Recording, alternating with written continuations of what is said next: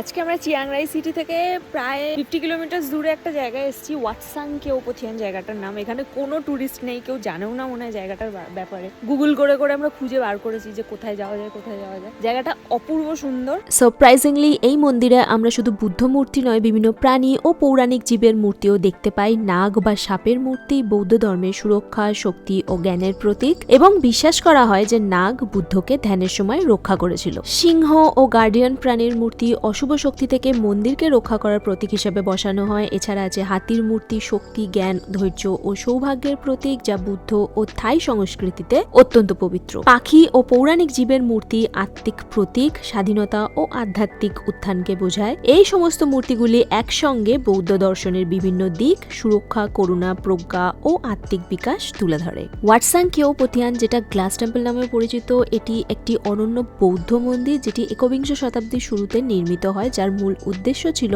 পবিত্রতা, মানসিক স্বচ্ছতা ও আত্মিক জাগরণকে তুলে ধরা। এখানে থাকা অসংখ্য ধ্যানমগ্ন বৌদ্ধ মূর্তি করুণা, ধ্যান, প্রজ্ঞা ও মানসিক শান্তির প্রতীক। বৌদ্ধ ধর্ম আমাদের শেখায় কিভাবে লোভ, রাগ ও আসক্তি থেকে মুক্ত থেকে শান্ত, সচেতন জীবন যাপন করা যায়। এই মন্দিরটি তাই শুধুমাত্র একটি দর্শনীয় স্থানই নয়, বরং আত্মসমীক্ষা, ধ্যান ও মানসিক প্রশান্তির এক অসাধারণ কেন্দ্র। এখানে একটা ব্রহ্মা স্ট্যাচু রয়েছে।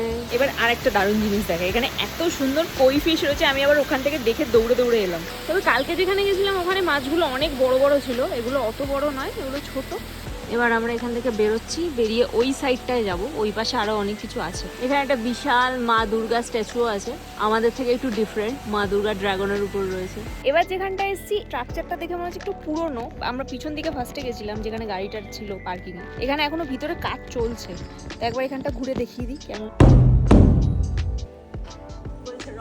এখানে একটা ছবি রয়েছে, দেখে মনে হচ্ছে আগে এরকম অবস্থায় ছিল, ওটাকে রেনোভেট করে এরা এরকম বানানোর চেষ্টা করছে। আমি জানি না, ল্যাঙ্গুয়েজ তো আমি পড়তে পারছি না, সমস্ত ওদের ভাষাতেই লেখা।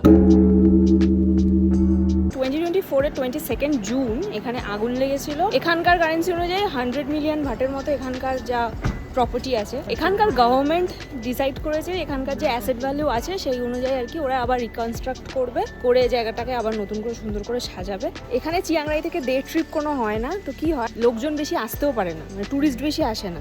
ইদার তুমি নিজে কার হায়ার করে আসো, আর না হলে এখানে লোকজন প্রচন্ড কম। এখানে একটা অলরেডি কনস্ট্রাকশন হচ্ছে, এটা এখনো কমপ্লিট হয়নি, এটা হলে হয়তো আরো সুন্দর লাগবে। এখানে একটা ডিমন রয়েছে, হাতে আইফোন 16 প্রো মনে হয়, কাঁধে একটা রকেট লঞ্চার। তো এই ছিল আমার আজকের ব্লগ। নেক্সট ভিডিওতে তোমাদের নিয়ে যাবো একটা দারুণ জায়গায়, সেটা কিন্তু একদম মিস করবে না। আর সাবস্ক্রাইব করতে ভুলো না কিন্তু। দেখা হচ্ছে নেক্সট ব্লগে। আজকের মতো টাটা।